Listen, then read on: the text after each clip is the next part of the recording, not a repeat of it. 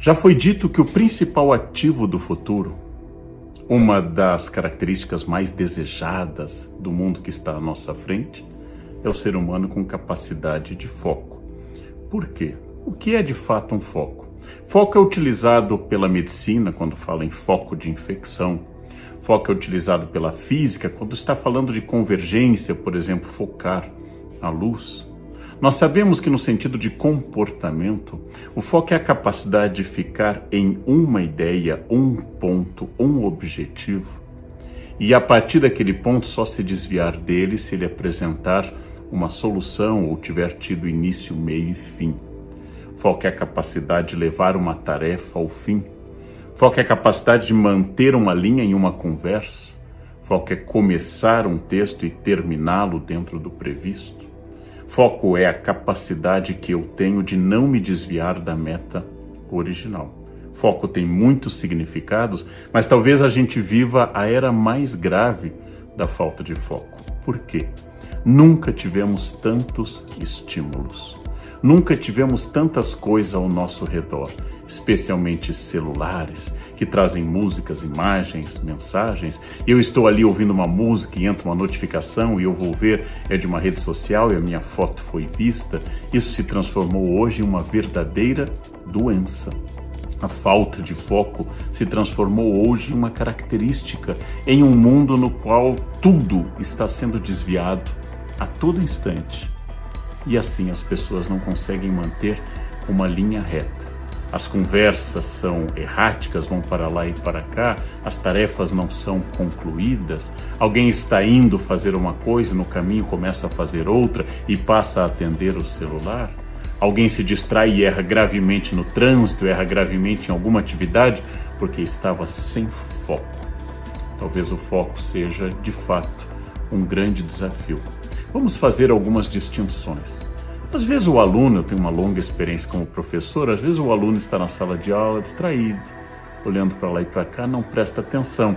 E os professores começam a dizer, ele não tem interesse, ou ele tem déficit de atenção, ou ele tem um transtorno de déficit de atenção com hiperatividade. Às vezes não, às vezes apenas a aula é chata. Às vezes apenas o tema não interessa e essa distração de um aluno não é de fato uma doença, mas uma reação natural a algo que não interessa. Você já deve ter notado conversando com alguém ou ouvindo alguém que quando a conversa não nos atrai, começamos a olhar para o lado, olhar para o relógio, a ficarmos impacientes. Isso não necessariamente é alguma doença, um déficit, algum transtorno.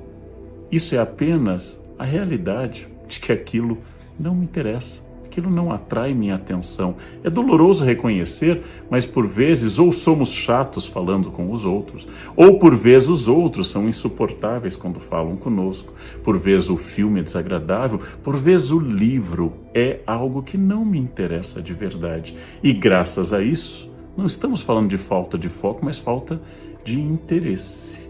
Bem, eu não me refiro a isso. Eu me refiro àquelas pessoas que genuinamente querem ler um texto e gostam do texto, mas começam o primeiro parágrafo e perdem a atenção. Eis que no meio do texto começam a ver no celular outras coisas. E estão olhando o celular quando voltam ao texto e de repente há uma notificação. E aí levantam e já não lembram por que é que levantaram, em que parte estavam do texto. E se já leram aquela página ou tem que ler novamente. Ouvem uma conversa e têm um genuíno interesse na conversa, mas não conseguem se recordar do que estava sendo dito, porque enquanto alguém falava, a pessoa ficava distraída. Existem dois caminhos para este caso. O primeiro é que se for uma questão repetitiva, você realmente gostaria de prestar atenção, o tema lhe seduz, mas tudo lhe distrai, seria bom procurar um profissional. Só um profissional pode lhe dizer se é uma questão passageira ou é uma questão grave. E, acima de tudo, só um profissional muito gabaritado pode achar se é o caso, se você apresenta um transtorno ou um déficit específico, se você tem transtornos ou déficit em relação à atenção ou hiperatividade, que você possa ser, então, medicado. Mas isso não pode ser espontaneamente, tem que ser com o auxílio de um profissional. Nesse caso, eu recomendo vivamente, como eu tenho uma doença, eu vou a um médico. Se eu tenho uma questão psíquica estrutural relativa a foco, eu devo procurar também um médico, no caso um psiquiatra, que pode me recomendar tanto a medicação, como pode me recomendar um acompanhamento psíquico com um psicólogo, com um analista, um terapeuta e assim por diante. Agora eu me refiro não às pessoas que não têm interesse no tema, que foi o primeiro caso que eu citei, que não estão distraídas porque o tema é chato, que não estão distraídas porque apresentam um transtorno, que apresentam um déficit. Eu me refiro às pessoas comuns que realmente gostariam de aumentar seu foco, mas sentem que isso não é tão bom, não é tão fácil ou não é tão automático.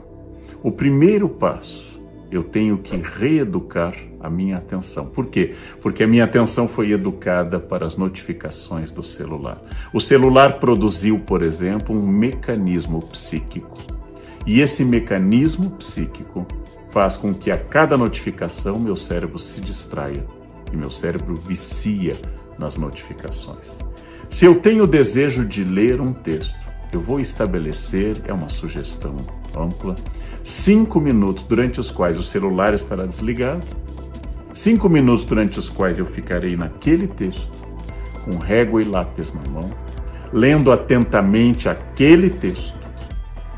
E eu vou colocar um alarme, eu vou colocar um controle para que depois de 5 minutos, atentamente naquele texto, eu possa dizer o que eu li, como eu li, qual é o meu objeto, e se eu conseguir, é sinal de que eu posso treinar mais 10, talvez. Lavo o rosto, respiro fundo e vou mais 10. 15 minutos de foco sobre uma leitura, creiam-me, hoje em dia, especialmente para quem é jovem, é uma grande conquista.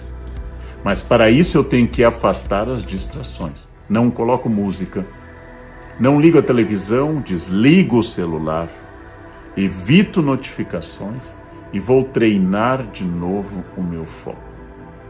O foco, se não for doença, o foco, se não for falta de interesse das coisas em si, o foco pode ser treinado. E o treinamento tem que ser repetido inúmeras vezes, e eu tenho que criar um novo hábito, o hábito do foco. Imagine um mosteiro medieval, o monge tem poucos livros, e a tarefa dele é ler aquele livro. Os outros livros são pesados e estão distantes. Não há música, não há conversas, não há telefone tocando. Os monges passam semanas em cima de um texto. Esse era um mundo onde a distração era menor e às vezes considerada uma ação do demônio para evitar que alguém trabalhasse. No nosso mundo, os demônios são muito da nossa escolha. É impossível focar com as redes sociais dizendo que a sua foto foi curtida. É impossível focar. É impossível estabelecer que uma luz vá para aquilo que você quer, o foco, se você coloca televisão, está comendo, conversando com alguém, vendo uma janela que se abre para uma paisagem interessante. É impossível focar. Eu preciso focar em algo. E este é um treinamento. Eu diria que é uma reengenharia de vida.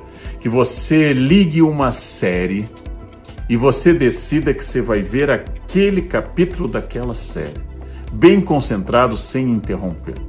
Terminou aquele capítulo, terminou aquele, desliga, respira, pensa no que você viu, vá ao banheiro, olhe as notificações, olhe tudo que aconteceu de fundamental no mundo. Então volte, se quiser, veja outro capítulo. Quando eu vou vendo sistematicamente uma maratona sem pensar em cada capítulo, meu cérebro vai perdendo a direção. O cansaço, o aspecto monótono, a repetição de imagens e de textos tendem a fazer o cérebro desviar. Tudo isso é um esforço, uma reeducação. Foco é uma conquista. Algumas pessoas têm mais facilidade na concentração, outras têm menos. Mesmo naqueles que têm mais ou têm menos, tem oscilação ao longo do dia. Você tem horários mais produtivos e horários menos produtivos. Há oscilações ao longo da vida. Há momentos mais focados e menos focados. Mas dentro dessa oscilação, você tem que ser capaz de empreender uma tarefa do início ao fim e verificar se você está conseguindo esse exercício repetitivo e constante. O cérebro é uma máquina de repetição. O déficit de atenção e o transtorno, todos eles têm uma base psíquica, às vezes até neurológica, que deve ser examinada. Mas tirando isso, eu volto a insistir.